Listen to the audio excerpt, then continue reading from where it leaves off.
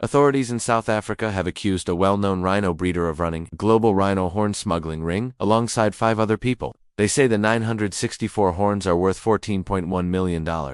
This is the biggest rhino horn bust in the country's history. Here's what we know about the accused rhino breeder and the alleged smuggling ring. John Hume is an 83-year-old who owns one of the world's largest herds of white rhinos at his ranch in Johannesburg. He and the 5 others were granted $5,000 bond by the Pretoria Magistrates Court after they handed themselves over to police on Tuesday. The group also includes a lawyer, an insurance broker, and a game reserve manager. They all face charges including racketeering, fraud, theft, and money laundering.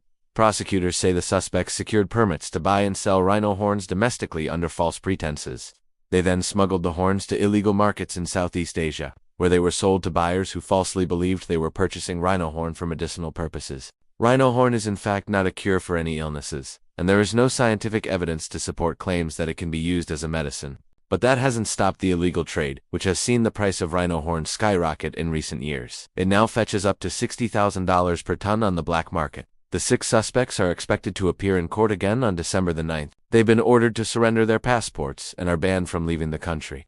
South Africa's Environment Minister, Deon George, praised the investigation as a powerful demonstration of South Africa's resolve to protect its natural heritage. South Africa is home to 16,000 to 18,000 rhinos, the largest population in the world. But the big numbers also make it a target for poachers. Between January and March this year, 103 rhinos were poached in South Africa, mostly in the Kruger National Park.